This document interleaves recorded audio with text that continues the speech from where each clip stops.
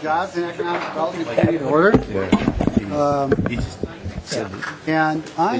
We have not, we're going to do something we haven't done for a while. We're going to do minutes.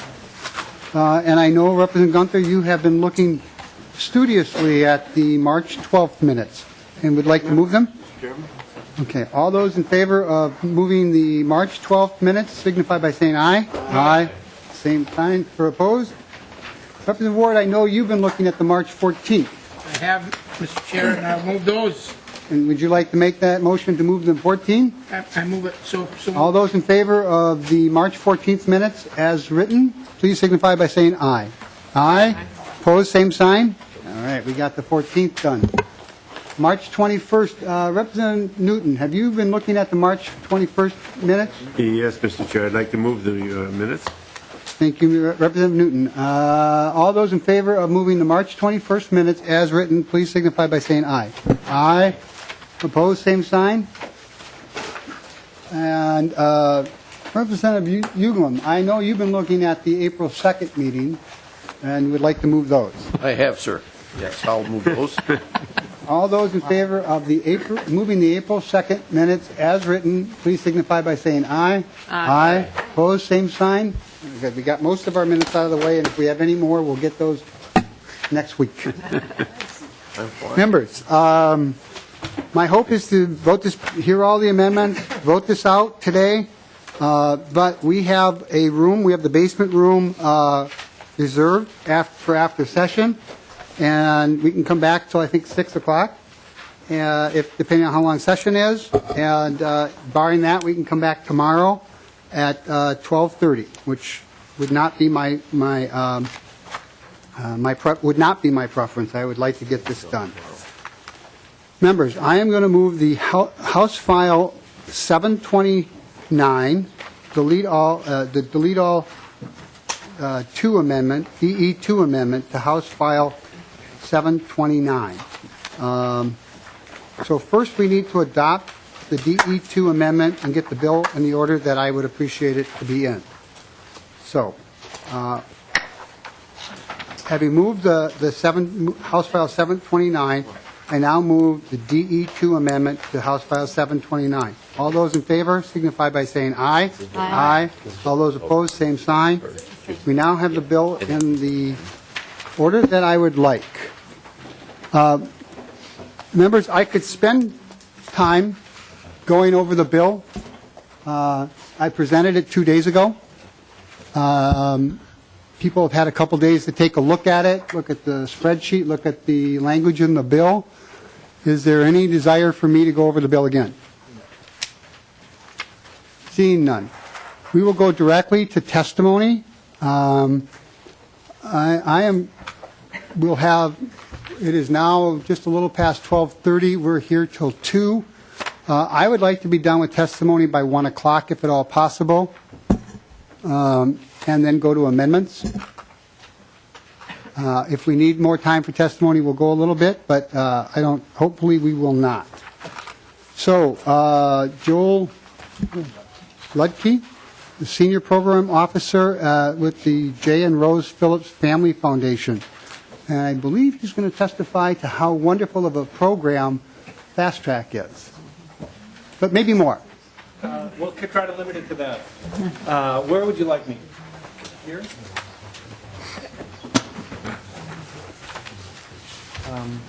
Yeah.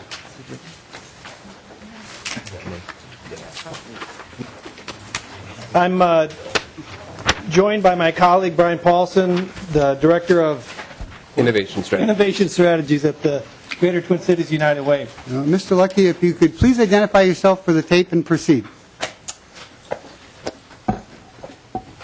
Thank you, Representative Mahoney. My name is Joel Ludke. I'm Senior Program Officer at the J. and Rose Phillips Family Foundation of Minnesota, a family foundation with a 70-year history of helping this be a great state. Thank you for inviting me to speak today. I'm happy to support your inclusion of continued support for the critical Fast Track Career Pathway Initiative. I'm here representing a group of local and regional philanthropic foundations that have a common interest in sustaining the prosperity of our state by closing the gaps that exist between the skills of our workforce and the needs of employers. and by simultaneously closing our wide racial disparities in employment. We fund efforts throughout the state to help mainly low-income adults get skills to advance into living wage jobs. But we know that we need to partner with state and local governments to achieve our goals, and it is in that spirit of partnership that I come here to applaud this committee's decision to include continued support for the Fast Track Career Pathways Initiative. This investment will help hundreds, if not thousands, of adults succeed in post-secondary training, in a post-secondary training system that has an otherwise poor track record of getting them to completion. If you turn to the second page of your handout, the challenge, I think many of these facts may be familiar to you by now, but in Minnesota we are blessed with an economy that is growing better than many of our peer states, but we face a long-term threat to our prosperity in the skills gap. We know from strong research that 70% of the jobs in our state will require a post-secondary credential by 2018, but only about 40% of the adults in our workforce right now have such a credential. And it's tempting to look to the K-12 system to solve that problem for us, but we know that 2/3 of our state's workforce in 2030 is already working today. So we need to solve this problem by focusing on working adults. Turning to the next page, which is higher education, making higher education work for adults.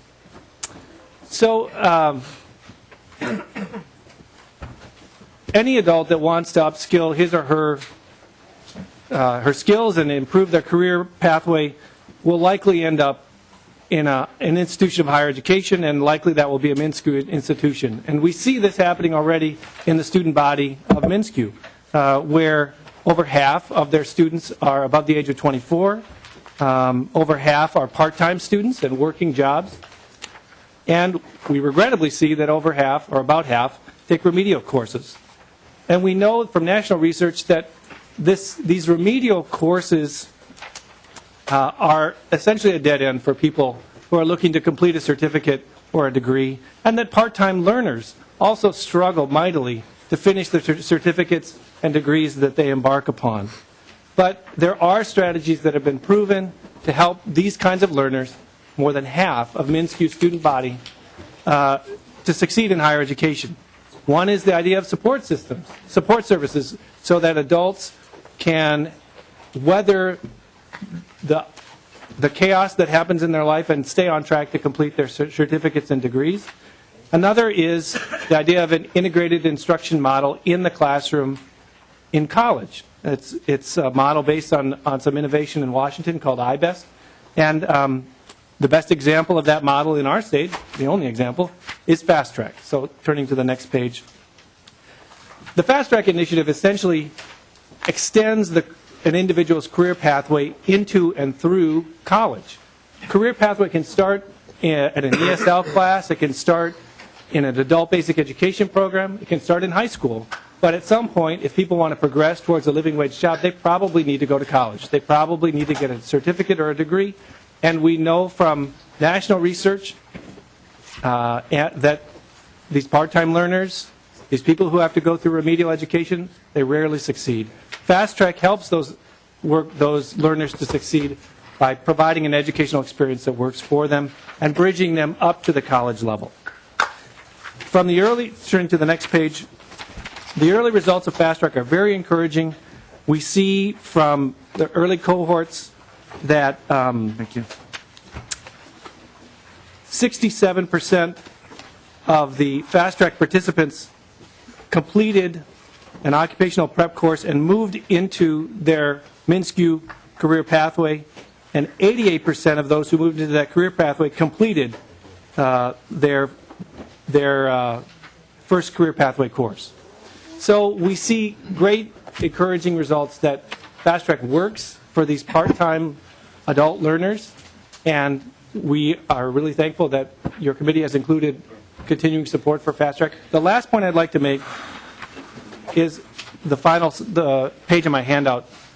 We have created a very nice 6-minute video, and if you can, in your crazy schedule, find 6 minutes to watch this video, you will see employers and workers who have gone through fast track programs talking about what it meant for them, why it was integral to their success.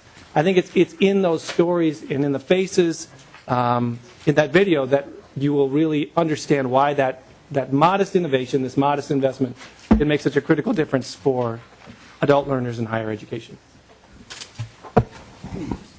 Thank you. You know, you had a tough sell at the chairman, so. Yeah. Please identify yourself for the tape and add to really great comments and tell us how great we are for putting money into the fast track program. Brian Paulson with Greater Twin Cities United Way. Would echo a lot of what Joel has already said, but to me, the innovation of Fast Track is really in thinking about how we as a system can work more effectively and efficiently.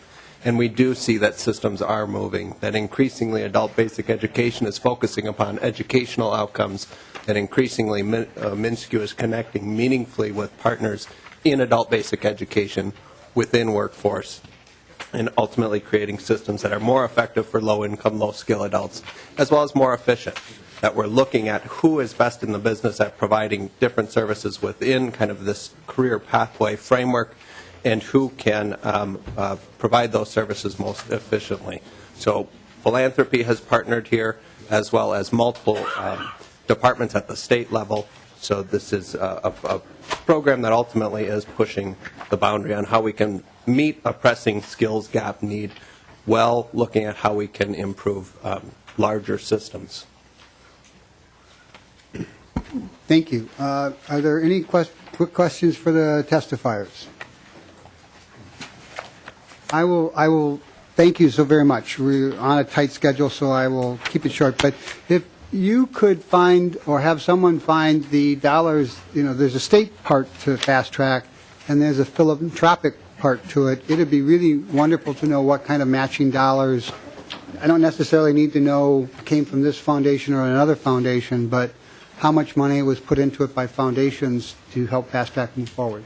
Well, I can tell you right now that United Way, in partnership with a number of other foundations, are positioned to make $1 million investment over the course of the next 3 years, which is a significant increase in investment as compared to the last 2 years. Fabulous. Thank you so very much.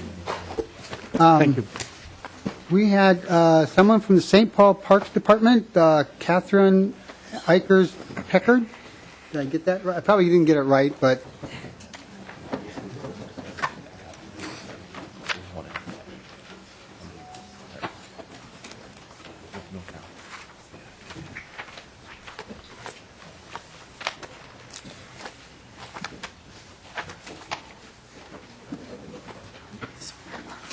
Good afternoon. Good afternoon. Please identify yourself for the tape. Proceed. My name is Catherine Pinkert. I work with the City of St. Paul, and I'm here representing our Youth Job Corps program. First, we want to thank Chair Mahoney and this committee for including continued funding for youth employment in the Omnibus bill.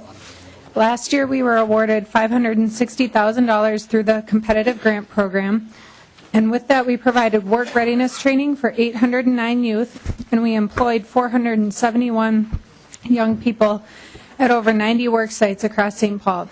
95% of these dollars went directly to youth wages. The purpose of our program is to connect St. Paul youth and young adults with meaningful training, work, and career exploration opportunities so they are prepared to thrive and prosper. To that end, we require that all of our supervisors of our young people provide training, observation, and feedback on 16 employability skills such as timeliness, accountability, problem solving, and teamwork. We trained all of our supervisors on implementing a project-based approach to workplace learning, and we required that all youth complete a resume and a workplace portfolio to ensure that they can demonstrate their work experience. Because of this, 90% of our participants reported that they had developed knowledge and skills required for a future career. And I want to tell you about one of our great success stories, a young woman named Vermal Peewee. She is a senior at Twin Cities Academy who has worked with us for 2 summers, first teaching video production with St. Paul Neighborhood Network, and then mentoring elementary students in a free camp on the city's east side. In these positions, she learned a lot about herself and about work that helped shape her future plans. She learned that she has a passion for working with children, and she also learned to give and accept criticism from her teammates. She is currently deciding between attending DePaul, UMD, or Xavier University next year, where she plans to study political science and psychology. She hopes to continue giving back to her community by becoming a lawyer and working in juvenile justice. Vermal's story exemplifies what we know to be true for many of our youth. Meaningful summer work experiences have a powerful impact on future plans. Over 1,400 youth have already applied for jobs this summer, and we look forward to the opportunity to compete for these funds again. So thank you again to Chair Mahoney and the committee for your leadership in this area. My pleasure. Good afternoon. Please identify yourself for the tape. Thank you, Chair Mahoney and members of the committee. My name is Deb Barhelgen from the City of Minneapolis Employment and Training Program. We also want to thank you for the support of summer youth employment programs. There is a tremendous need for summer internships this year. We had over 4,500 applications for our program, and 3,600 youth are invited into work readiness training, and those who successfully complete work readiness training will become the pool of applicants for nearly 2,000 jobs. But the best way to hear about the success and maybe the long-term impact of summer youth employment programs is to hear from an intern. And I just want to introduce to you Hashim Yonas. Hashim fled Somalia's civil war and lived as a refugee in camps in Ethiopia and Kenya before moving to Minnesota with his family as a young child. And I'll just let him describe his experience and step up. Welcome to the committee. Please identify yourself, and if it's like another Ethiopian name I have around here, you might want to have to spell it for our staff. No problem. My name is Hashim Yonas. As I was actually born in Somalia, lived in Ethiopia, Kenya, and throughout East Africa as a refugee kid. I am here to inform and to share a brief story of my own and how youth development and investing in youth can really change an individual's life. One of my favorite presidents of all time, John F. Kennedy, said once, people do not have equal talents, but all individuals should be given the equal opportunity to develop their talents. So for me, I was given an opportunity to develop my talents, and that was coming from youth development and investing in the youth. So to be honest, I don't know if I would have been even here if I wasn't invested by Step Up and Achieve Minneapolis, because it's not just a summer job. It really changed the way I think professionally. Now I am the youngest school administrative manager in the nation. I am the first in Midwest to be a White House youth ambassador, representing Midwest and representing the voice of the youth. So we have a lot to do and investing in the youth.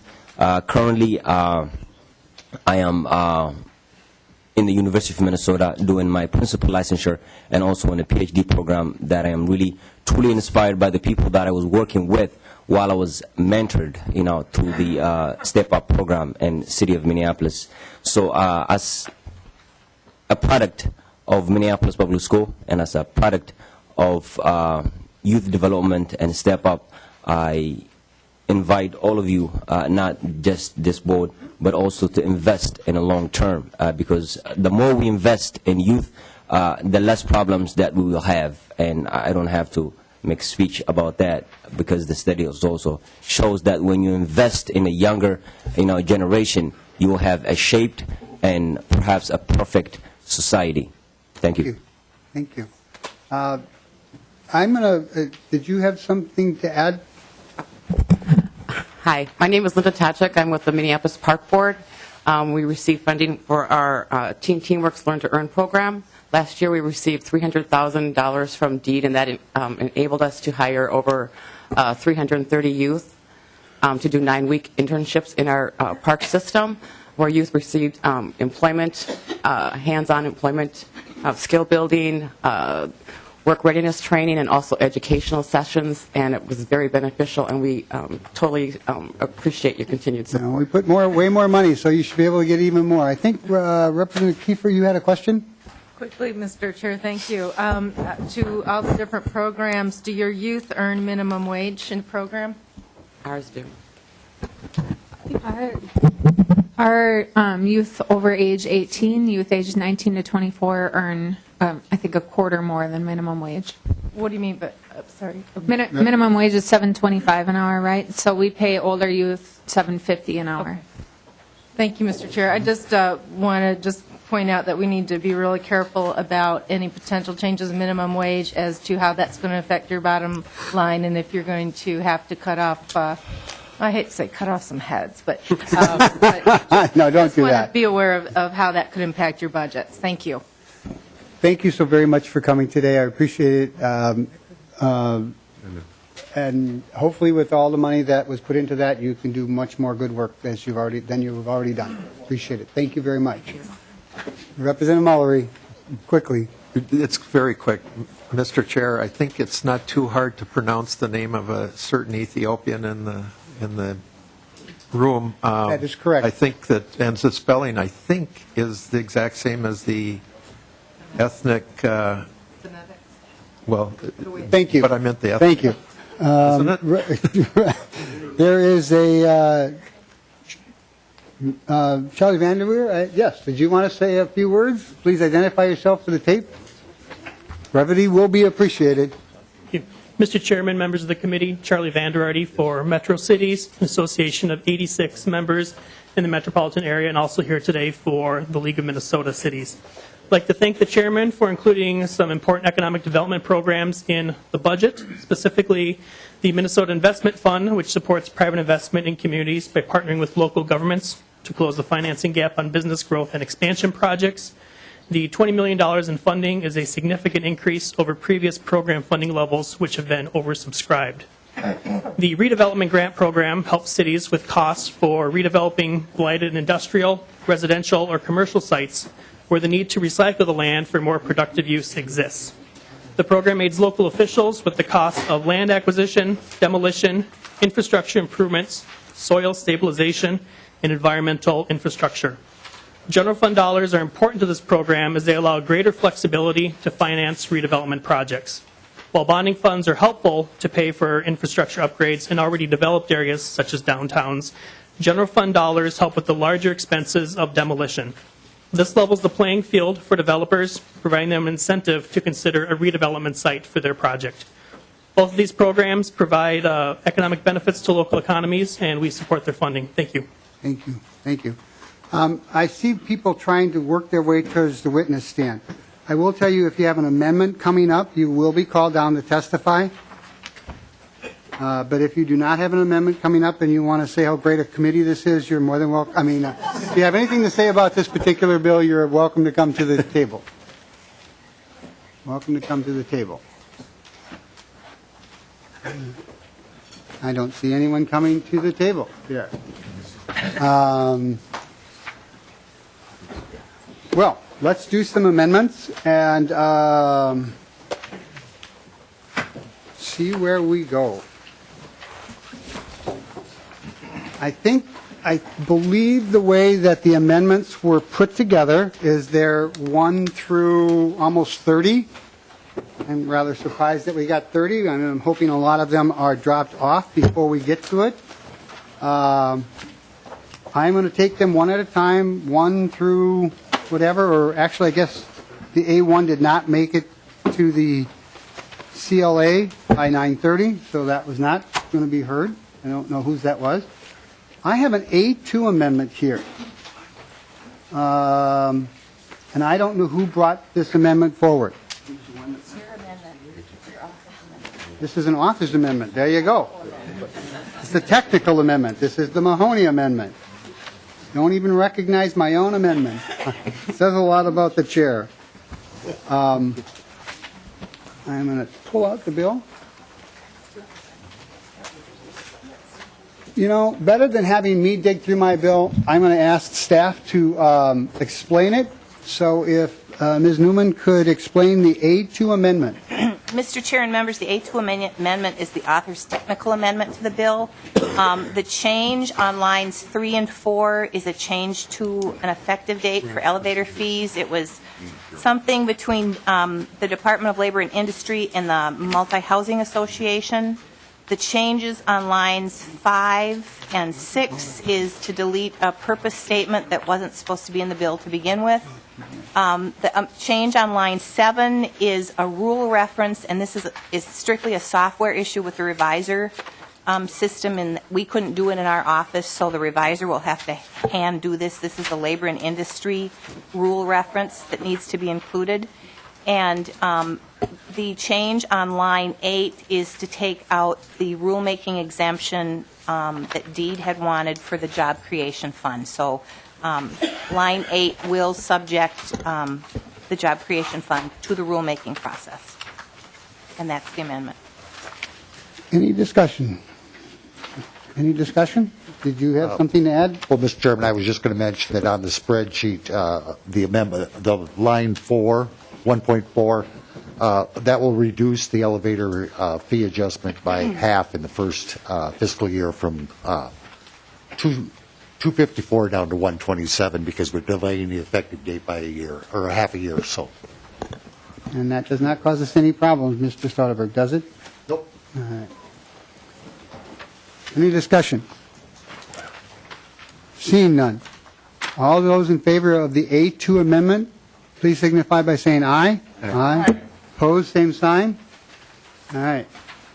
We have the A3, which I believe is the Gunther amendment for the Inventors Congress. Thank you, Mr. Chairman, members. The A3 amendment is the Inventors Congress is an organization that is headquartered in Redwood Falls but represents the whole state. It showcases inventors that invent various products, and I think the person who is in charge of that program is probably best to explain this amendment, so I would like to have the person in charge of the Inventors Congress talk. Thank you. Please identify yourself for the tape and make your case. Thank you, Mr. Chairman. I'm Richard Schwartz, the Executive Director of the Minnesota Inventors Congress, and I want to thank you all, and particularly Representative Gunther, for this amendment. For the past 56 years, we have been working with inexperienced inventors to help them bring their ideas to life and to market, creating hundreds of businesses and probably millions of dollars in taxes. We are now asking for your support for an amendment for $300,000 over the next biennium for the 2014 and 2015 fiscal biennium. We're recommending a fiscally neutral amendment to shift money out of the competitive grants program and directly appropriating it to the Minnesota Inventors Congress. Since the mid-1980s, we've received direct appropriations except for the last 2 years. What is the Minnesota Inventors Congress? Like I said, we help inventors bring their ideas to market and create jobs and tax-paying businesses. In fact, just last year, the MIC's work with 2 inventors in Brownsdale, Minnesota resulted in them landing an $8 million deal from John Deere Corporation, creating more than 25 jobs and generating hundreds of thousands of dollars in taxes spent in the state. This will be an ongoing business for years to come, and considering that the state spent about $75,000 during the biennium to produce that result, I can conservatively estimate that the state's return on investment is several hundred%. I only wish that as an entrepreneur I could receive such an ROI with the various ventures with which I'm involved with. Why are we recommending a shift to direct appropriation? First of all, we serve the full state. And we're not just focused on Redwood Falls. MIC is totally unique in the state of Minnesota. We are blessed with a variety of organizations that provide wonderful services for people who want to start businesses, but there's no other nonprofit organization in the state that deals directly with inventors to be able to help them protect their ideas and be able to bring them to life and be able to take them to market. In fact, we also get most of our referrals from DEED's small business development corporations, the 9 different geographies that they serve, and also from the Small Business Administration. As a tiny organization with 1 full-time employee, and I'm a new addition, a part-time addition, and some seasonal help, we firmly believe that the taxpayer dollars that it takes to comply with grant requirements would be better spent on directly serving investors. As I've told many of you individually, I'm a longtime entrepreneur who was asked by the board to help re-energize this organization recently. I know how vitally important accountability is in terms of running a successful organization, and we are absolutely committed to welcome useful and productive accountability requirements. And we look forward to continuing work with DEED in terms of oversight of our operations. MIC needs an adequate amount of money to accomplish our intended goals, and one of our stated goals is also outreach to minority inventors who have been completely underserved throughout the state. So as I heard Chairman Mahoney say yesterday in his introductory remarks on this bill, actually on Tuesday, he said, quote, "We have funded tried and true programs that create jobs and definite economic development." Based on this comment alone, the Minnesota Inventors Congress clearly fits this group of programs that should be funded directly.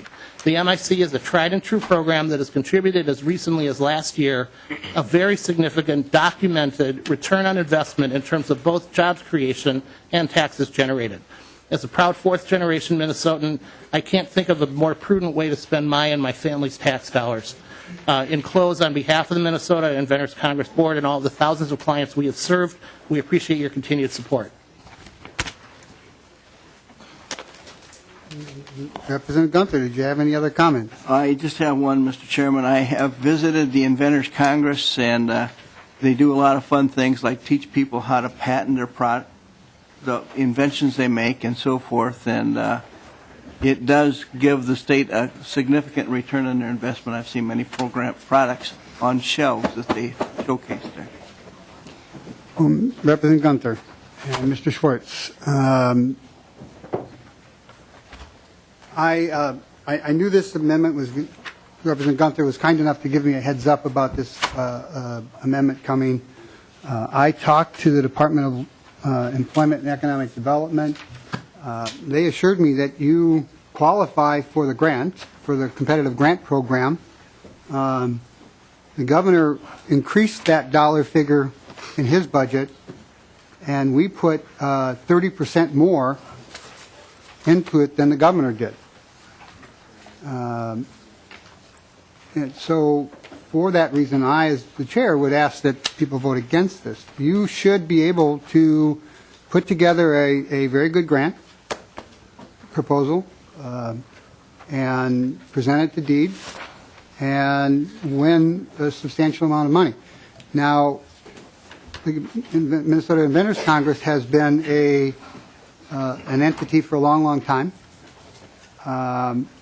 You have many successful inventors and people with, some dollars in their pocket because of the Inventors Congress. And you need to put your grant in and then go to the people that you've helped in the past. But members, I would ask that this amendment not go on at this particular time because it does break the seal on the competitive grant program. Are there any other comments? Representative Mullery. Mr. Chair, I just want to reiterate what you said because I started working on amendments for groups that I thought were really important and needed funding, and I decided that the chair was following the past chair on wanting competitive grants and not other ways. And if we start breaking down for one from the competitive grants, I guarantee I'm going to have amendments for ones that I and a lot of other people are. So I think that the chair is absolutely right in this case, and I hate to say that. Thank you, Representative Mullery. Representative Gunther. I think Representative Mullery has some good sage advice there. Members, is there another question? Any other comment? Any other comment? Representative Norton. Sure, Mr. Chair, and we had a really nice talk yesterday, and I too encouraged our speaker here to really get to work on that application and ask for more because I think it's an excellent program and I think it can win a grant from DEED, and certainly willing to continue to offer any advice. But I completely agree and support the chair's belief and support of what we have been trying to do, which is have a competitive grant process so there's more accountability and so that the department can make certain that they put the resources to the place that the state can get the best return on investment, knowing that we have wonderful, many wonderful opportunities to place funds throughout this whole state, as Representative Mallory often has bills. I've had a few in the past.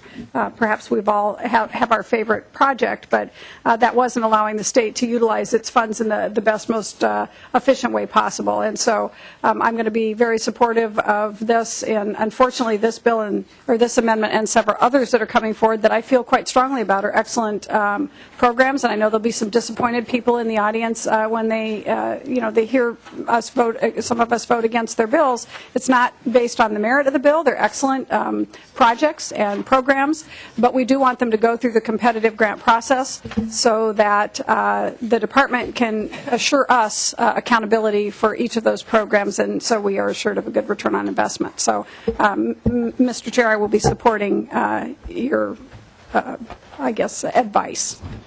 So, any further comment? Seeing none. All those in favor of the A3 amendment signify by saying aye. All those opposed, same sign. Aye. I'm sorry, good luck, and I have put a good word in at the department with you. Well, and I do hope that I see you next year. We may be out of business, but I hope I see you next year. So keep your fingers crossed. I don't think you'll be out of business. We have the next one on the list is the A6. This is a John Ward amendment. Mr. Chair, yes, it is. Would you like to move your amendment? I'd like to move the A6 amendment, Mr. Chair. I don't have half of these amendments.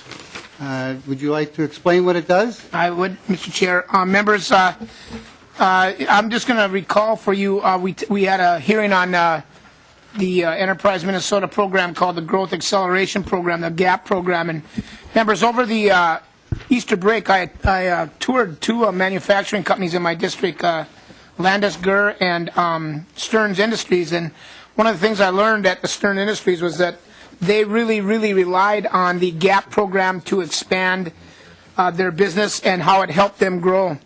Matter of fact, members, the GAP program, since it was first put into place in 2008, has helped over 245 manufacturing companies in the state of Minnesota, creating 1,700 jobs, boosting the economy, boosting sales by $106 million. It has a return of a $30 to $1 investment in most companies, even up to a $40 to $1 return on some companies. And members, so what I did was, it was in the bill for $300,000 per year. Our request initially, members, was a $1.5 million request for the appropriation, and it came out of the bill at $300,000. And so, just to help our manufacturing base in the state of Minnesota grow some more, which we greatly need. We're starting to make things again, which is how we're going to spur this economy. And members, this would put the. So I talked to the chair, and the chair helped me look at finding another $75,000 per year. And members, what that would do, it would put it back to its original $375,000 per year appropriation, which was the original appropriation back in 2007.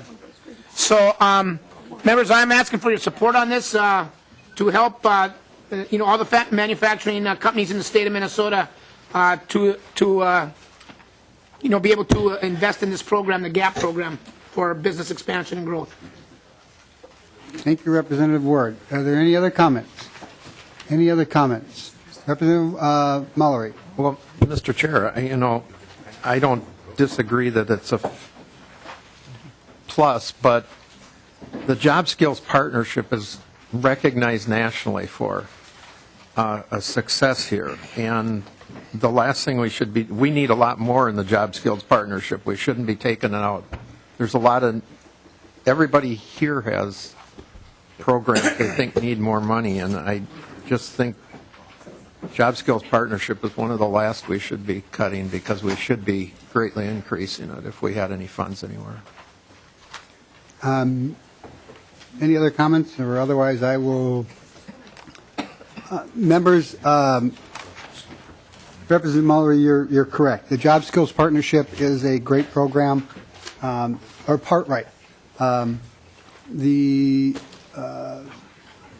We have increased the funding for the Job Skills Partnership dramatically this year. The governor did, and then we added even more. The Job Skills Partnership and the GAP program work pretty much hand in hand. This $150,000, I think it is, will allow them to draw down an extra, I think it's $500,000 from the federal government. I might be off by a bit. So it does really increase their ability to work within the state. So for that reason, I'm going to be supporting this particular amendment, and hopefully we can get this passed and put this on and then take it to conference and see where we come out. But I hear your concerns about the Job Skills Partnership. It is probably one of the better ones for our manufacturers in the state. So, Representative Albright, did you have a question or a comment? For Representative Ward, if you might, to the point of the amendment, my assessment of the amendment speaks to moving from more of a broad brush to one of finessing of economic job growth. Would that be your attempt here? Mr. Chair? Representative Ward. The intent, Representative Albright, is simply to allow more manufacturing companies in the state of Minnesota to have access to these funds, allowing their businesses to grow and prosper, and job creation in the state of Minnesota. If that's a broad brush, the answer to your question is yes. Representative Albright. Representative Ward, then, if you could refresh my understanding in terms of the differentiation between the two programs. If I could ask to clarify between Job Skills Partnership and GAP. Minnesota. Representative Ward. Mr. Chair, Representative Albright, I'm not that familiar with the Job Skills Partnership Program, quite frankly, and honestly, I do know that I've been visiting on my manufacturers in my area who have used the GAP program and have praised and asked for,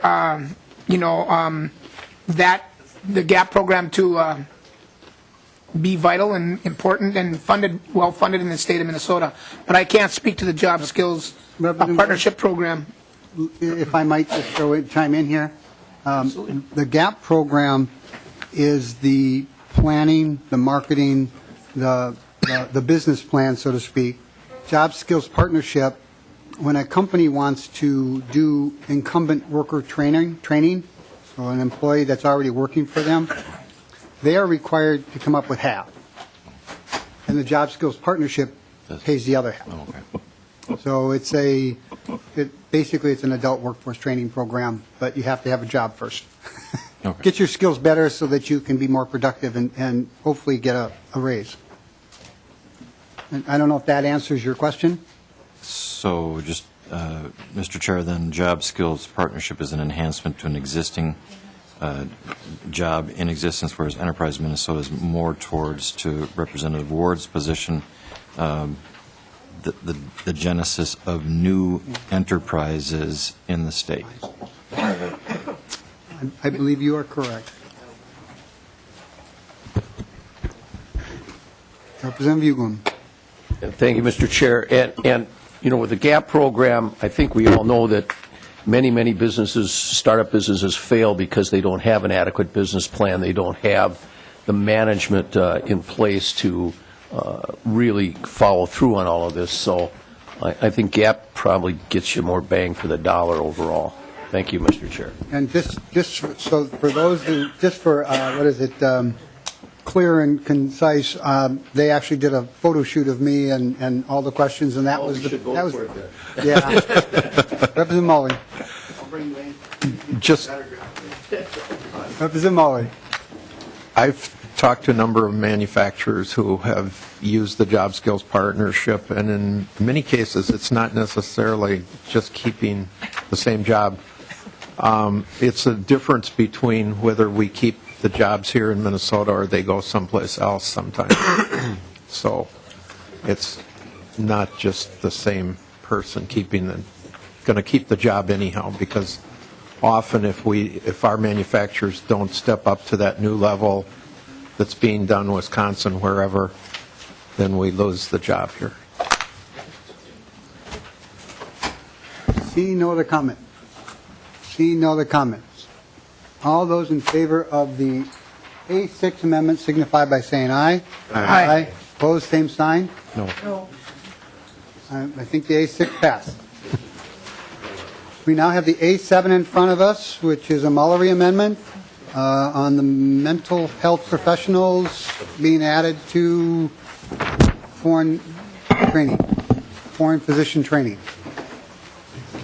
Mr. Chair, we need to clarify that, and my understanding is the chair has no problem with adding that, because there's been cases where courts have held that health does not include mental health. So everybody agrees that we want mental health included in there. Let's make sure that some court doesn't say it doesn't include that. Any further comments? Any further comments? Seeing none. All those in favor of the A7 amendment signify by saying aye. Aye. Opposed? Same sign. At least I marked this one. It's my amendment, the A9. The A9 amendment is the internship program, the Science Tech Experience internship program. What this amendment does, and it's on page 5, line 30, it raises the size of companies that this organization, the MHTA, can place students. In the 7-county metro area, they have to be fewer than 150 employees, and in the greater Minnesota area, they have to be they have to have no more than 250 employees. And the reason for this amendment is that the MHTA and their members, the people who run this program, I have told them that they need to do a 50-50 split as much as possible, greater Minnesota and urban Minnesota, and they have to address the underrepresented students in the STEM. So essentially women and people, young men and women of color. And they said this would make that so much easier for them to do. So what this is we're just, see, again, I'm being nice to the greater Minnesota people. Yeah. Any other comments on the A9 amendment? Any other comments on the A9 amendment? Mr. Chair? Representative Clark. I'm just trying to understand the part about removing women. Could you bring that? I can't hear you, Representative I'm just trying to understand why we would remove the word women from this. So if women are all over the state. I'm just wondering what the reason for that is. Representative Clark, I have been assured that they don't really need that language in. If it's comfort language that you want, you could certainly put it back in. But knowing the person who is running the MHTA, I'm not too worried about the idea that they will be pretty expansive in trying to bring in people of color and underrepresented people in the STEM. Representative Norton, did you want to say a few words? Well, I did, Mr. Chair. This was a bill that I carried, and I wasn't aware of these changes, and I'm feeling a little frustrated by that. So I guess not even having had time to kind of, I'm trying to listen to what you just did and accept that. There's also a lot of deletions, and I'm not sure what you're deleting, and I haven't, this kind of caught me off guard. So I do share Representative Clark's concern, and I would like to amend your amendment by striking line 1.15 from the amendment right now, and then I guess I will 1.115? 1.15. Okay. And so I did. So I'm moving that we strike lines 1.15. Any discussion? Any discussion? Seeing none. All those in favor of striking line 1.15 from the A9 amendment, please signify by saying aye. Aye. And all those opposed? Representative Norton. Thank you. And then could you explain to me, and I've got too many papers here, and if you can do it, if you can't do it, I'll dig through my papers here. But can you explain to me, we've deleted lines 31 to 35 on page 5 and we've deleted a lot of language. And so I understand what you've added, and I'm supportive of the addition. I'm not clear what you've subtracted. And Let me grab the amendment here, or the bill. Let's. Replacing the similar language. So it's the.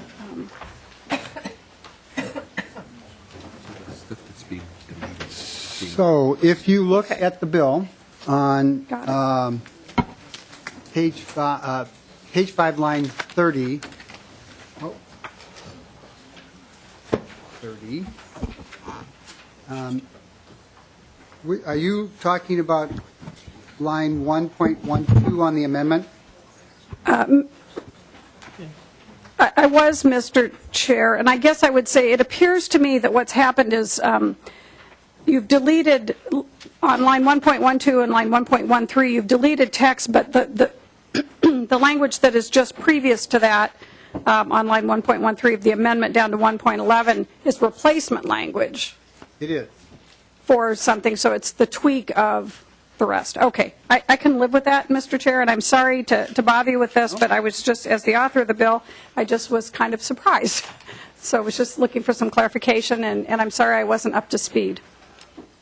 Well, there just for some members, there was a offer to sit down with anybody on going over the amendments a little earlier today, and I'm grateful that a couple people were able to make it. So. And Mr. Chair, I certainly would have been there. Unfortunately, we had rules and Health and Human Service, and I was chairing the committee, so I apologize. So members, really, what we're trying to do here is make it simpler to place STEM interns in companies that can use them and keep them in the state of Minnesota, both in the urban area and in the greater Minnesota area. And so, unless there's further conversation, Representative Kiefer. Thanks, Mr. Chair. To you, Mr. Chair, I guess. I just want to know if there's any problem with the mandate as far as the numbers go. It says they must be matched. Is there any problem with filling these positions? I mean, is there any chance that a company, that the intern just, there isn't a job available for them, or nobody wants them, or it's a bigger cost than the company wants at that point? Is there any problem with that? Representative Kiefer, in conversations with this, unless Representative Norton wants to take it, I've been told that there are over 500 companies that have been interested in taking an intern, and we're talking 125 interns a year. Yeah. Thanks. I just want to make sure there's no unintended consequences of something down the road for a business. Thanks. Representative Albright. This is, Mr. Chair, this is a question for the chair. On line 1.3,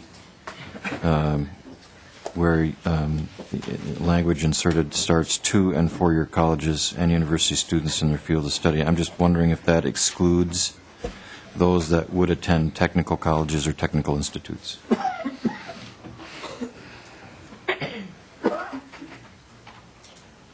I don't think it would if it's a 2-year and a 4-year college, but this is primarily focused towards the sciences, the science, technology, and engineering and math in the junior year.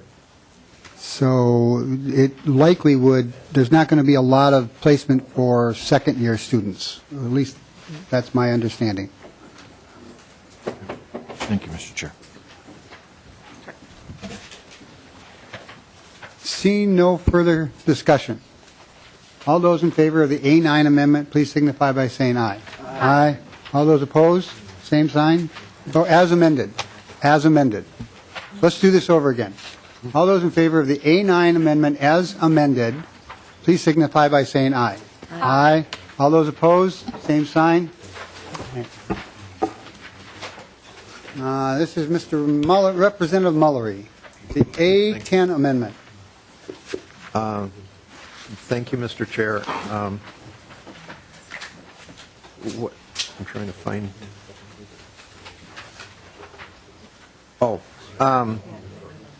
You set aside. I'm sorry. You set aside, I believe, 330 in the first and 300 in the second, with specifically 30,000 for East African nations. And in talking to a representative of the West African nations, they requested that they also be included so that we would be establishing that. But they didn't want to just limit it to West African nations. They wanted to include all the other African nations in it. Representative Newton. Thank you, Mr. Chair. And Representative Mullery, does that include North Africa then? Egypt, Libya, and those countries? I think that other includes all of Africa. Everything.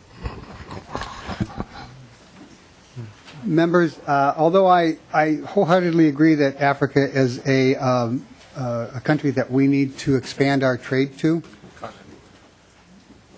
I didn't say anything. I said, okay, the continent that we need to expand our trade in.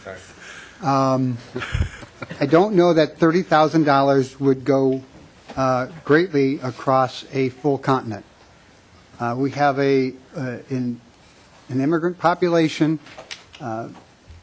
large, from East Africa. And they came to us and asked for substantially more, and essentially a trade office in Mogadishu. I don't think we were going to do that. I'm happy to ask the trade office to put together a couple of, because they couldn't do more than maybe a couple of seminars to help reestablish trade with a pretty beaten up part of the world. If we try to do $30,000 for the whole continent of Africa, I don't know that we'd get much out of it. So I would ask you to vote against this, although I do understand, and I'm happy to work with them next year, because we'll have another budget, a smaller budget, adjustments and whatever. Happy to have my voice heard at the Trade Department, Trade Office. But this time I would like to have the East African nations try to get a little leg up, so to speak, from where they are right now. Any further comments? Any further comments? And so let's vote on the A10 amendment. All those in favor of the A10 amendment, please signify by saying aye. Aye. All those opposed, same sign. No. We have the A11 amendment, which is a Newton amendment. Thank you, Mr. Chair. This is in reference to my House File 959, where we, if you recall, we had a group of young people who were deaf with a sign language interpreter making very compelling testimony as to the needs to help them get into the workforce. So what this amendment is doing is taking $100,000 a year from the general fund and $300 from the workforce development fund to provide those employment services for them. This money would go to RISE. And then $360,000 a year from the workforce development for a grant to Intermediate School District 287. And then $50,000 each year for a statewide pilot training program.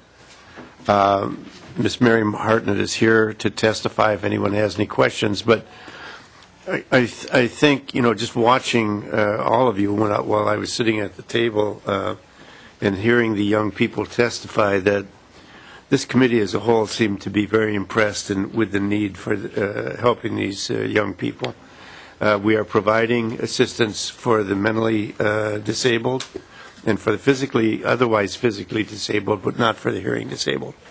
And so I know you don't go along with this, Mr. Chair, but I'm hoping that the majority of the committee will support it. Thank you. Any comments? Representative we'll have some test. Do you want to talk now, or would you prefer to hear the testimony? Hear the testimony. Ms. Hartnett, why don't you come to the table and identify yourself for the tape? Please proceed. Thank you, Mr. Chair and members of the committee. My name is Mary Hartnett. I'm the Executive Director of the Commission of Deaf, Deafblind, and Hard of Hearing Minnesotans. Prior to 2011, the programs and the people that are sitting here that represent the programs were in the base and were taken out of the base. Putting deaf and hard of hearing and deafblind programs makes this disability group the only group that has to compete for funds. The only group. People with mental illness do not have to compete for funds. People with severe disabilities do not.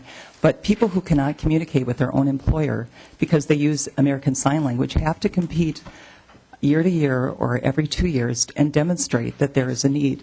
And prior to 2011, policymakers decided it was good policy to include in the population of the state employment supports and services that get these people employed.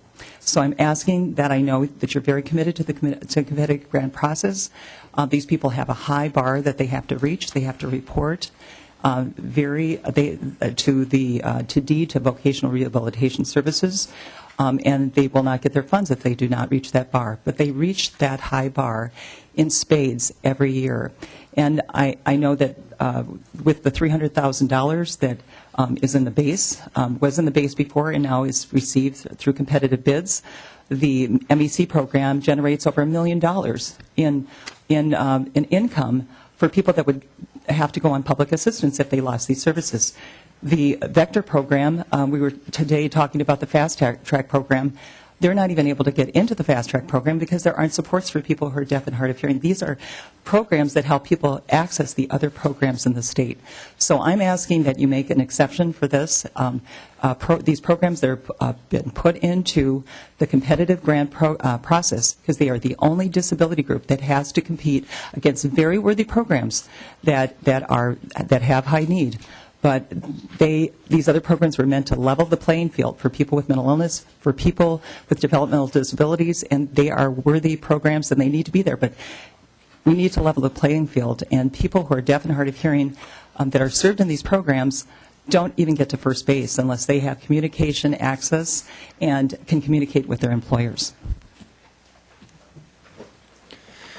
Mr. Chairman, members of the committee, my name is Blaine Lashbrook. I'm the service team leader at the Minnesota Employment Center, or MEC, and I've just come back today to request that you reconsider and put us back in the base. The first part of House File 959 was requesting $300,000 for deaf and hard of hearing supported employment services in the Metro. It's what we currently receive, as Mary said, through the competitive bidding process. And the second part is $400,000 to expand services statewide. I'd like to reiterate what Mary said. These are the levels that we were receiving from the base before the change in 2011. And really, this is about maintaining a critical mass and maintaining the highly specialized staff that we have. If we were defunded for a year and then even refunded the next year, if we're defunded, we lay off all of our staff, and most of the 90 individuals that we support are out of a job. And even if we were refunded the next year, the effort to recruit the staff and train them and bring them up to speed and then identify new consumers and really rebuild that critical mass, that's the biggest worry for us. So I thank you for hearing our testimony today. And for 20 years we were in the base, we were taken out in 11, and we'd just like to be put back in. So thank you for your time.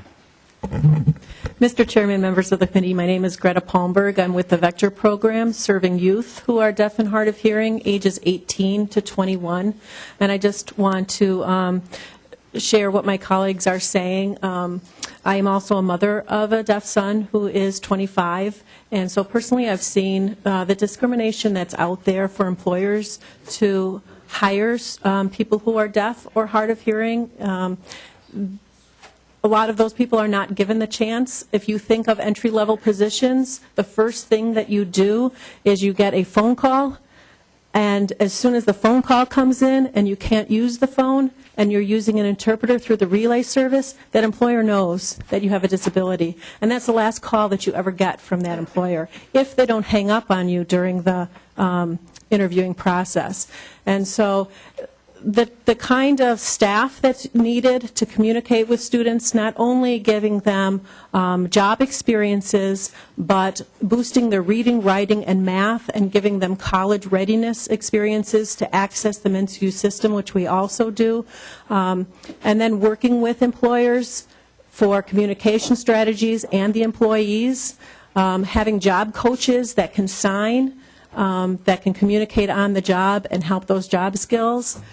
We are competing with those great programs in St. Paul and Minneapolis that serve 3,000 students, and we can't compete in a competitive grant when we have a low incident population, and the price per pupil to get the results that we get is far greater than those other programs. Just to let you know that this year, 90% of our students are receiving SSI welfare benefits. 85% have a second disability besides being deaf or hard of hearing. 45 are immigrant or refugees. 50% are from low income, and 15% come from families whose parents can just sign at the minimal level. So given these many barriers, it's just the simple fact that the opportunity for these youth to achieve the self-sufficiency without this comprehensive, vigorous workforce support is low. The same as with Blaine's program. If we currently compete at the competitive grant. If we would not get that and have to wait 2 more years to compete again, we would have lost staff, we would have lost students, we would have no critical mass, and you can't rebuild these programs once they're taken apart. It's just impossible. So I urge you to look at funding deaf and hard of hearing in the base. In the past, we were competitively put into a deed grant just for deaf and hard of hearing, people that work for employment needs for deaf and hard of hearing, so that still was a competitive grant. We did 4 quarterly reports, and we had to meet our quotas and our goals as well. So thank you for hearing the testimony today. This is Mary Hart, Mr. Chair, members of the committee. That competitive grant process was only open to people who serve people who are deaf and hard of hearing. So. Comments from the committee? Representative Uglin. Thank you, Mr. Chair. Well, I'll tell you, I have a number of constituents in my district, some fine young kids that want to go to work and can't go to work. And part of this whole committee is to put people to work. I think we're overlooking these people.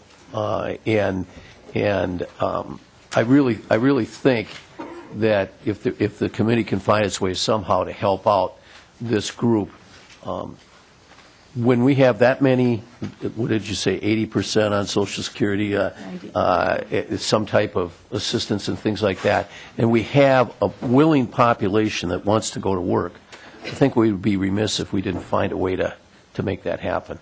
Thank you, Mr. Chair. Mr. Chairman, I would just like one question to ask. You were in a competitive grant program last round. Did you get any money at all? This is the Vector program, Greta Palmberg, and we were in the youth competitive grant. We were awarded our grant. Luckily, there were, I think, 28 or 32 applicants, and 9 were awarded. There was writing in the RFP that extra points were given if you're serving deaf and hard of hearing. I believe that helped us, but I'm just concerned about the big populations that are in that competitive pool and price per student. And thank you, sir, for the question. This is Blaine Lashbrook from MEC again. We did receive $300,000 as a result of the competitive process last year. That was 300 of the 400,000 you asked for, is that correct? We had asked for 400,000. We were previously funded at 320,000, so we did actually end up with technically a cut that year. Mr. Chairman, you increased the competitive grant program. How much money? 20%, I think, in this particular incident. Thank you very much. Above what the governor increased it as. Okay, so Representative Norton, did you have something to say? Well, I had a question first. This money's coming from part of it's coming from the general fund. As someone who serves on Health and Human Service who already has a negative target for many very vulnerable people, I'm wondering what a cut to the general fund is going to do to our budget. So I'm wondering if someone has addressed that. Okay, thank you. So I also want to just say I very much value all of these programs. I'm actually working with Ms. Harnett on some other bills for this population. But we put this grant process in place for a reason.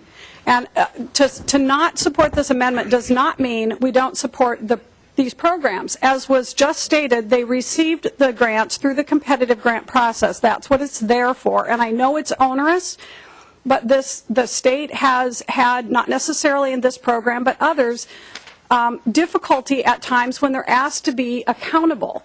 And this program and others that we're doing in other departments is helping with that accountability that we, as legislators, need to assure our taxpayers. So, much as I hate to say it, knowing that general fund, taking money out of a general fund will affect all the other budgets that all those other committees are working on, to know that these folks got money through the competitive grant process and will again this year if they have a good program, and I know that they do. I have to just ask the committee to please stand firm on something that's very hard to do. I know, it's hard for me, but to not start picking and choosing winners and losers out of the plethora of great projects that was brought forward. And I'm also concerned, I think Representative Newton, was this yours? Yes. That there's 3 programs in here rather than one at a time. And, I get that too, but that's another issue. And so I'm going to urge folks not to do this, though I know it's very difficult, and just let the process work. And if the grant writing process is too onerous for folks, they need to come talk to us, and we will work with the department to make certain that they help folks, provide technical support if they need it to write these grants, particularly for the smaller organizations. Thanks. Representative Isaacson. I'm going to go ahead and completely disagree with Representative Norton and hope that we do vote for this for a variety of reasons. If the competitive grant model is something we want to be working with, I don't think its current incarnation is going to get the job done the way we need to. Not only that, I think that we don't understand, or at least we're not choosing to understand, some of the thresholds and differences between some of the groups that are coming in, and I am just simply not interested in abdicating my responsibility as legislator to some committee that's going to make that decision for me. I've been a loud critic of the competitive grant program and will continue to be so, and I would urge you to vote yes for this amendment, and I hope that other people can see the importance of that. I don't disagree with the substance or the intent of what Representative Norton had to say. I just don't think this particular way we're doing it is even close to getting it done correctly, and I do think it's our responsibility, not a committee, to disperse that money. So I take that responsibility seriously, and I would hope that we would get back to that at some point. But at this point, I'm going to be voting yes on this, and I would encourage everybody else to do so. Representative Clark. Mr. Chairman, I'm just wondering, I think one of the concerns we heard is that the criteria in the competitive grant fund in the past, when they were awarded, had some extra points for working with disabilities. Is that in the competitive grant this time too? I think Ms. Hartnett.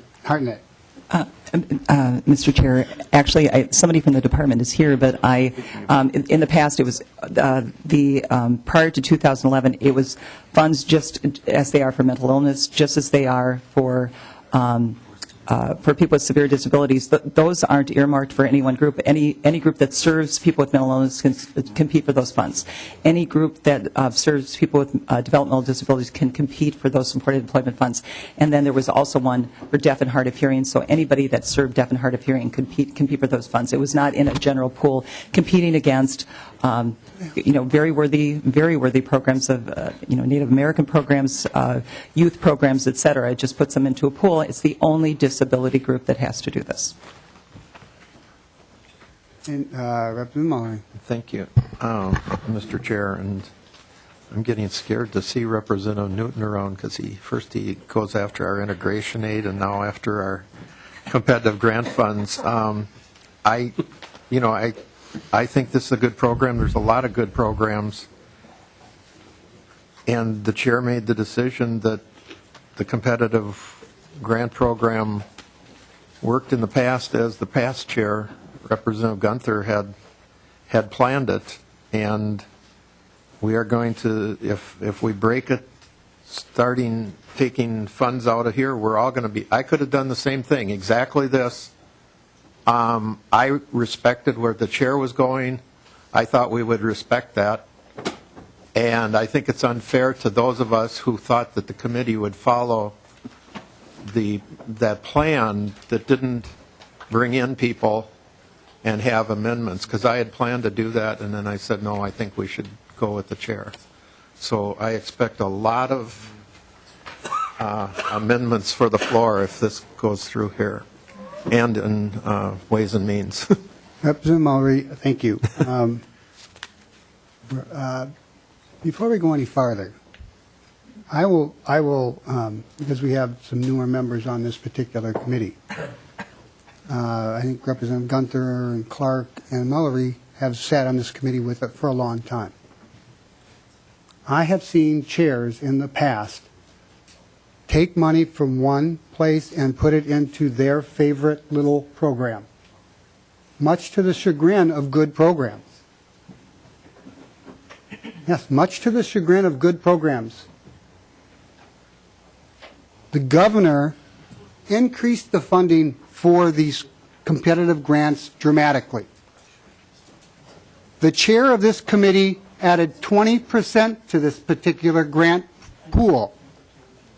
I called the department and I asked them, would this particular program be eligible for this grant program?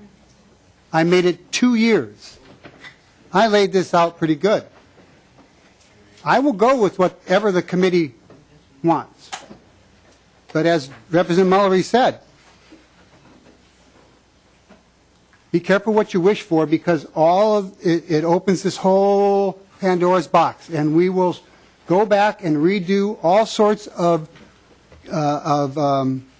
programs, and we will pick which ones are the winners and losers. And the chair is the one who really has a little bit more power than the other members. So just remember that as we move forward. Representative Ward. Thank you, Mr. Chair, and I think that I'll just speak for myself. I think everybody on the committee, for myself, Mr. Chair, respects what you've done in the committee and what others have done in the committee to put forth a good bill that will drive a healthy economy in the state of Minnesota. But I just want to recall the testimony that I heard on this specific bill. And I remember one of the young people saying, I tried to get a job over and over and over and over. And, and a lot of times we refer to ourselves because we live with our personal experiences. And I remember having that same exact situation happen to me. And so I just, I'm going to support this amendment just from the basis of, and it has nothing to do with how it has been laid out. I think it's been laid out fine, and a competitive grant will work. But I also want to make sure that, those that have more difficulty and to some extent get discriminated against in their job search, that we do everything we can to make sure that doesn't happen.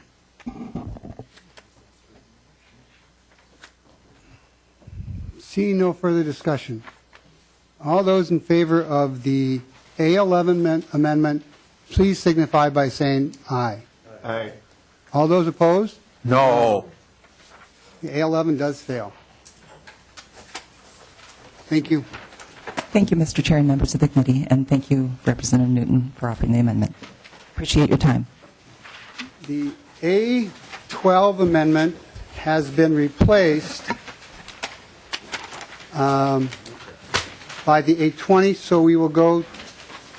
Does anyone want to claim the A15 amendment? Anyone want to claim the A15 amendment, which is, I think this is one with, well, if no one claims it, I believe it's out of order anyhow. But if anyone would like to claim it, all right, we're going to move on. Mr. Chair? Yes. I think that the 812 and the 820 are the same, aren't they? Did I say 812? I meant the 815 amendment. Okay. The 812 and the 820 are very, very similar. Okay. Yeah. The 815 amendment. It's out of order. And no one claimed it? And no one claimed it. Representative Mullery, you have the 815, which is the contractors fund, I believe. So have you picked which one you want out of the five? A16. A16. The A16? 815 is, I don't know what that's about. I don't know anything about A15. I said the A17.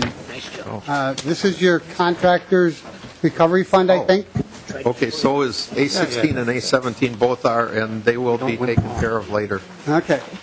So then, And so is A18. so we're going to pass on the A17, the A18. 16, 17, and 18 will pass. Okay. I have the A19, and I'm going to ask staff, that is mine, I'm going to ask staff to explain it, more technical than anything else. Mr. Chair and members, the A19 amendments, these are technical corrections that were requested by the Department of Employment and Economic Development to some of the language in the Job Creation Fund.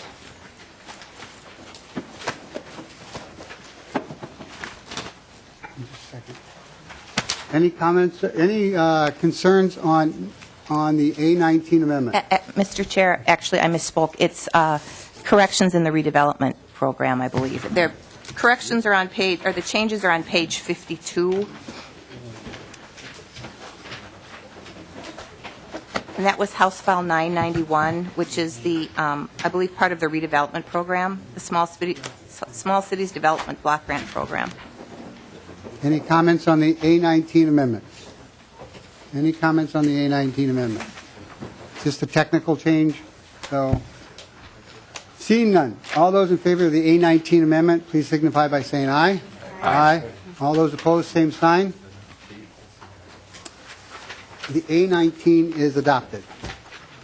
Representative Newton, you have the A20 amendment. Yes, thank you, Mr. Chair.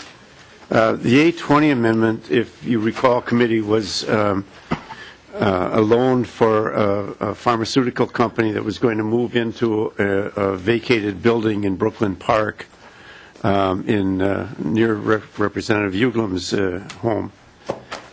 This is a major pharmaceutical that's looking and moving in, and we're looking to give them a loan of $5 million. One of the things I might add to this that wasn't really covered during the testimony regarding this is that North Hennepin Community College, also located in Brooklyn Park, has just expanded, and this year is opening a bioscience facility on campus. And in Coon Rapids, at our Coon Rapids High School, we have started a STEM program directed towards bioscience, biotechnology. So we're hoping in our area, Representative Uglum's area and my area, to create somewhat of a bioscience alley, if you will, where we've got not only facilities where people can do internships, but also where we've got the schools that will be putting out students at the high school and technical school and also community college level. So I'd like your support on this committee.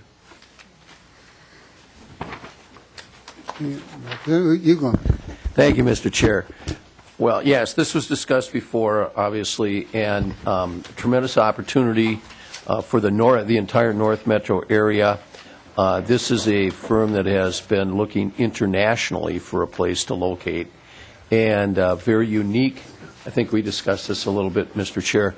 Very unique building that is there right now.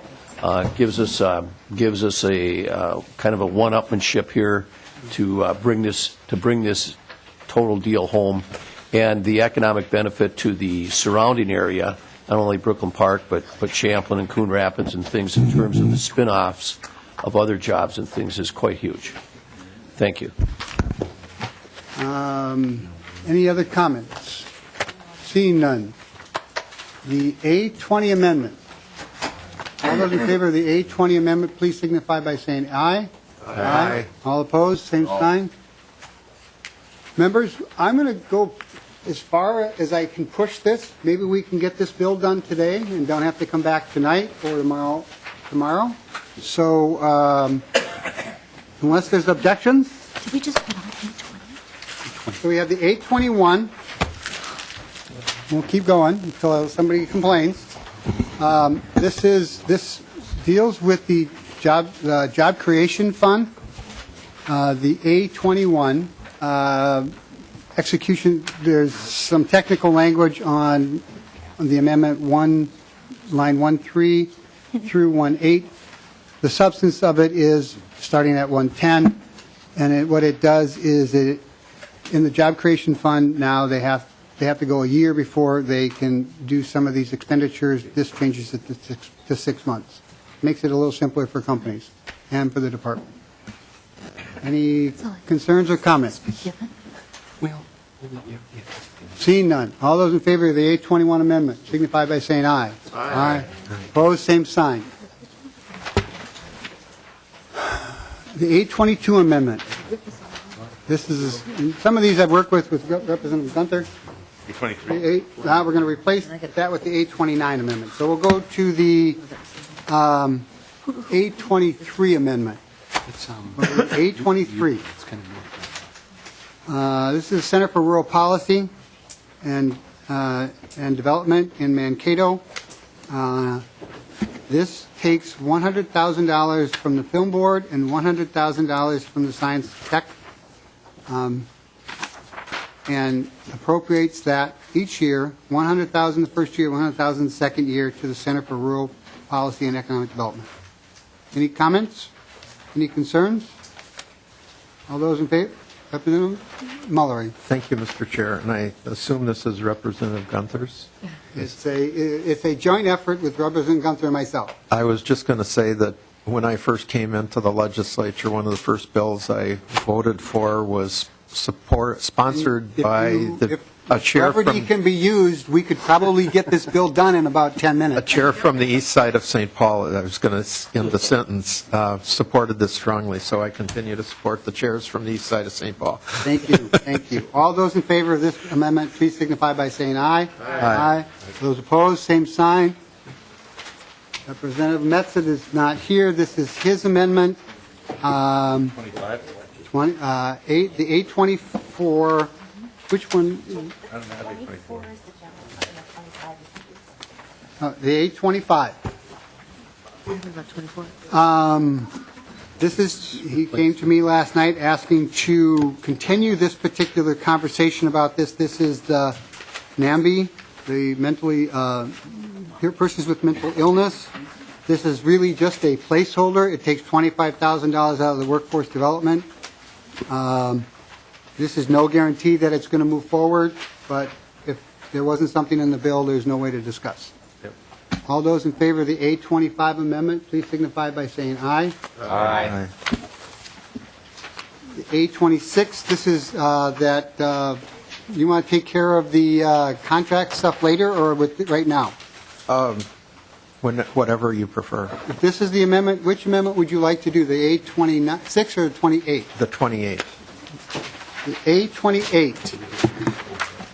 This is a technical amendment that deals with the contractor recovery fund? Yes, Mr. Chair. Fortunately, I was reading through the bill amazingly and caught the fact that the language from the department on the contractor's fund, recovery fund, which what it does is if you sue a contractor for damage in your house and they don't pay you, you can go to the fund. Their language would have excluded hundreds of thousands of homeowners in Minnesota. And so we've worked on language to get at what actually was the purpose of theirs. I'm not sure that it's the best language, but it's what their attorney wants right now. Our House attorney thinks there's a better word instead of business, but for now, let's go with the language they want, and this will clear it up. The purpose of this is to maintain the funds for the homeowners and not for businesses. Any concerns or comments? Seeing none. The A21, all those in favor of the A28, the A28 amendment, please signify by saying aye. Aye. Those opposed, same sign. The A29, this is one that Representative Gunther brought to me, and I put it together, and we're going to do it here. So, Representative Gunther, this deals with the Minnesota Job Creation Fund. On page 58, line 19, what we're doing is we are extending the amount of time for greater Minnesota companies to Representative Gunther, I'm going to call a friend. This extends the time. For them to use the program. Right, that's it. Yes. To use the program in the urban 7-county, the 11-county or 7-county area, 7-county areas, I guess it's looked at now. Huh? This is the 11-county area. They will have 5 years. In the greater Minnesota, they will have 7. On line 1.7, this allows the projects located in the metropolitan area stay the same, and outside they will be able to get a, well, Representative Gunther, you do the second half of that one. I've done 20 of them. You get to do this one. This will allow them to have 7.5% of projects located outside the metro, 7.5% of the projects located outside the metropolitan area. Now, Mr. Gunther? I think I'm in the same place you are. Yeah. Anita? Let's go to the staff. Call friend. Mr. Chair and members, this is the percent that is rebatable, and so it increases the percentage for projects in greater Minnesota. Okay. And then the other part, starting at line 1.1, is to change the number of employees needed from 200 and insert 50. This makes it more available to more people in both the metro and greater Minnesota.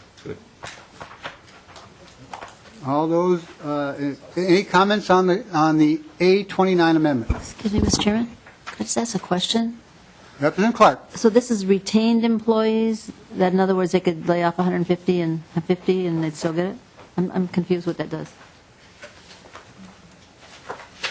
This, I believe they have to do,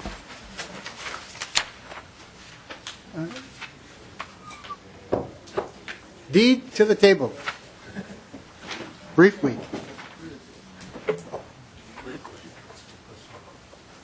This is not your amendment, but you can explain it. Mr. McKenna, please identify yourself for the tape and answer Representative Clark's question. Kevin McKinnon, Executive Director in the Economic Development Division at DEED.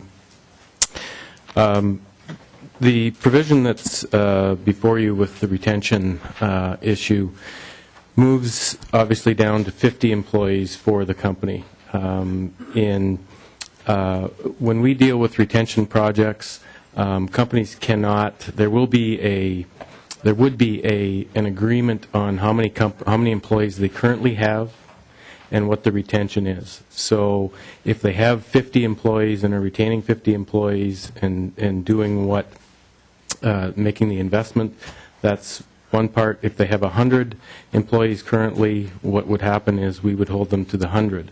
So they would just have to have at least 50.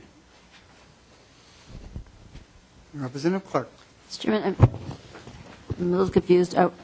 Would a percentage be better than a absolute number? Because it sounds like, so if they have 200 employees and they lay off 150, that's still my question. Mr. Chair, when they come to you, when they come to the department and are asking for this program and they are investing a certain amount of money, and they come to the department and with originally 200 jobs, the intent of this is to retain those 200 jobs, is my understanding.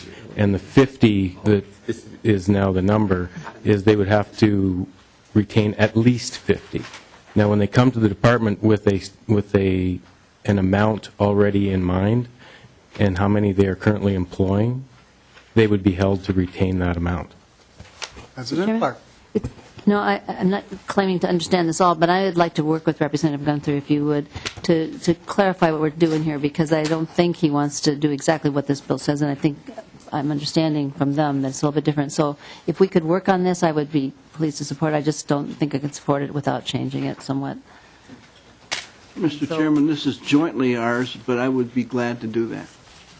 So, Representative Clark, do you not want to pass this amendment, or do you want to pass this amendment and make any changes to it, maybe in Ways and Means? That's what I said. I'd like to work with Representative Gunther and vote for it. But I'm happy to make that adjustment in Ways and Means if we need to. All those in favor of the A29 amendment, please signify by saying aye. Aye. Aye. All those opposed, same sign. You have a riser amendment? So which ones are they?